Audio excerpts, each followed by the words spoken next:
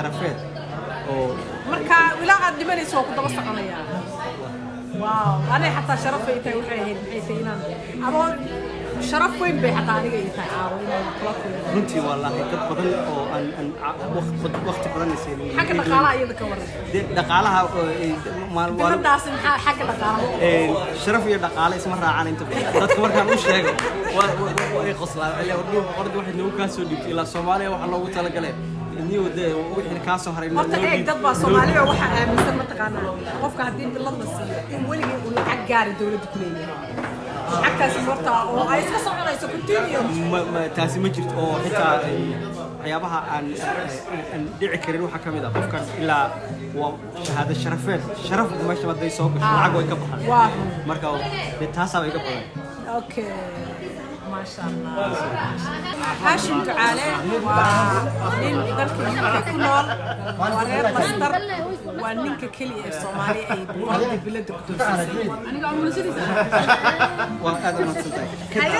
لبدي كوي تون كيباي كدب ضد بدن باق قدر لا يا وين كوب بيروح حسب بلد ما نتعاضوا بس والله ما هل ما لك تيم رئيسين ورئيس نقول بلادين أنا أقول إن أنا كل مرتي حاب هي والله لا يرادو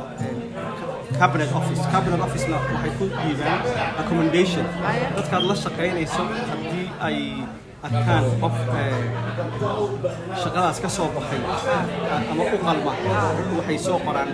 recommendation cabinet office ka marka baara intii markaas waxa laga yaabaa marka sanadkaas inay ahayd sanadkii ay dadka madow ama muslimiinta sanad boqolaa iska lahaa marka kulay dad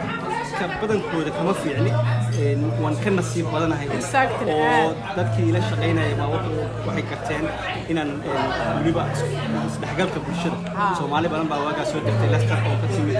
Europe meelahaas marka isfaham laan badan baa jirtay arrimahaas ka shaqeeyay marka waxaad haysatay community-gaagii aad dadka ku caawisay dadka isdhexgal samaysay waxaasad ku mutaysay waaga waxaan u shaqeynayay waliba dawladda NHS-ta waxaan ahaas isku xirka Soomaalida iyo adeegyada bulshada caafimaadka guriyeynta wax walba waaga dib badan baan haystaa dan Soomaalida marka alxamdulillah wax walba ilaaha loogu mahadnaqaa كدم أنا وحاسكال تاسوا بوسوبين تسومالي gaarigayga ku taga Buckingham Palace aniga reerkayga waa arin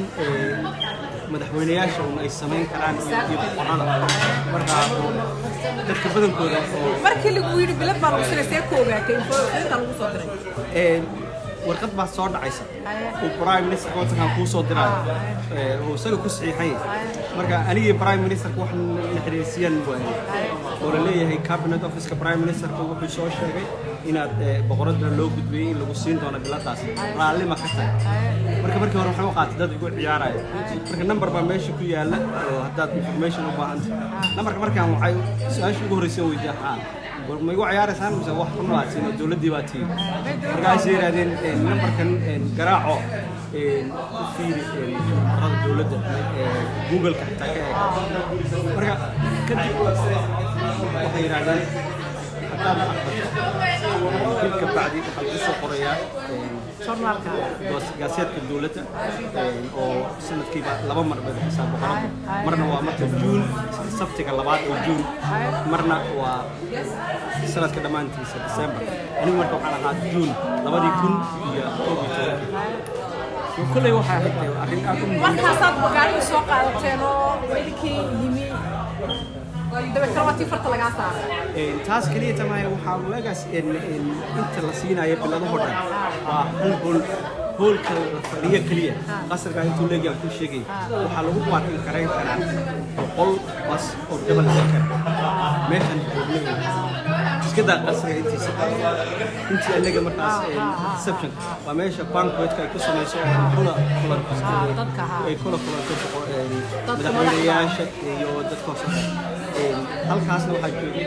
dhammaan familiyadii iyo dadkii maalinta abaalmarinta la siinaya runtii waxay ahayd maxaa markaa farxaddaadu siday ahayd markaa maalintaas wallahi lama soo koobi kara oo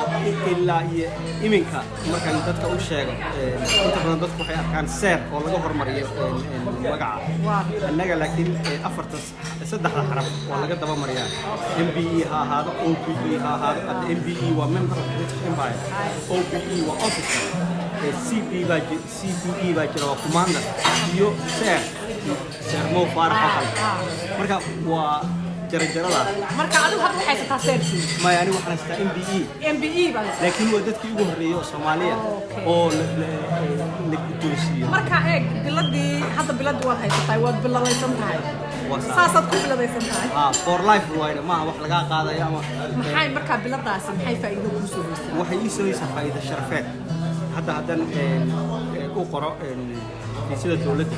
marka waad helaysaa jawaab not only inaan helayo ciddas xafiiskaas ugu sarraysa baa ii soo jawaabaysa haddaad rabtid inaad xafiis dawladeed boqoto iyada ka waran ma aha oo keliya waddankan wax allaale wixii oo commonwealth ku jiro dhan hadda haddaan Canada oo kala tago oo aan u sheegay Australia haddaan meelaha ay intay hoos imanaysa commonwealth oo direct iyo commonwealth iyo xitaa Kenya iyo Tanzania waa title sharafeed